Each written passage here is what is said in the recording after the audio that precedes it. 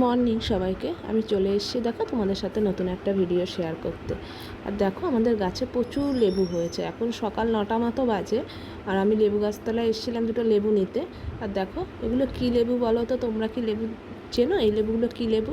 এগুলো যতদূর মনে হচ্ছে হাইব্রিড পাতি লেবু। যাই হোক, আমাদের এরকম এটা একটা গাছেরই লেবু, এখনও প্রচুর গাছে এরকম লেবু ধরেছে। আর লেবু গরমের দিনে খেতে প্রত্যেকেরই ভালো লাগে। তারপরে দেখো আমি লেবু গাছের ওখান থেকে দুটো লেবু ছিঁড়ে নিয়ে চলে এসেছি সকাল সকাল। আর যেহেতু ছাতু খাবো তাই ছাতুটাকে গুলে নিচ্ছি। ছাতুটাকে গুলে নেব, নিয়ে তারপরে সকালের কাজবাজগুলো সেরে নেবো। আর এদিকে মশলাও করে নিয়েছি, আর ছাতুর সাথে একটা ডিম সিদ্ধ ছিল খাবো বলে। এদিকে দেখো সব রকম মশলা বেটে নিয়েছি, রান্না বসাবো তাই।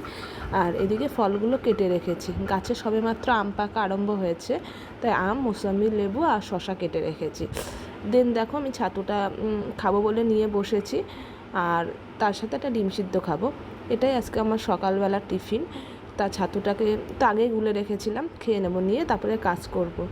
আর জানো তো, ওই যে লেবুগুলো যে তোমাদেরকে দেখাচ্ছিলাম ভিডিওর প্রথমে, ওই লেবু দিয়ে অনেক আচার বানানো যায়। যদিও আমি কোনো দিন বানাইনি, আমি শুনেছি।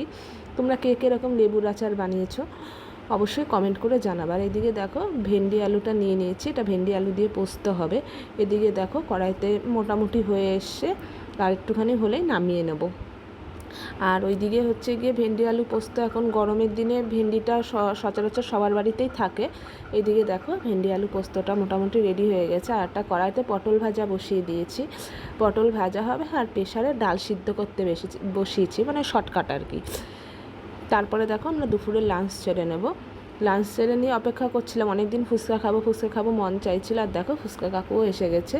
দেন দেখো আমরা সবাই মিলে ফুচকা খাবো বলে মানে বসেছি, দাঁড়িয়ে আছি। ফুচকা কাকু প্রত্যেককে ফুচকা দিচ্ছে। আর এই কাকু জানো তো, নতুন হাট থেকে আসে, মোটামুটি 10 টাকায় 8টা করে ফুচকা দিচ্ছে, প্রত্যেক রোববার করে আসে। আর ফুচকা খেতে না সত্যিই দারুণ এনার ফুচকাগুলো। আজকের ভিডিওটা তোমাদের কেরম লাগলো অবশ্যই জানাবে।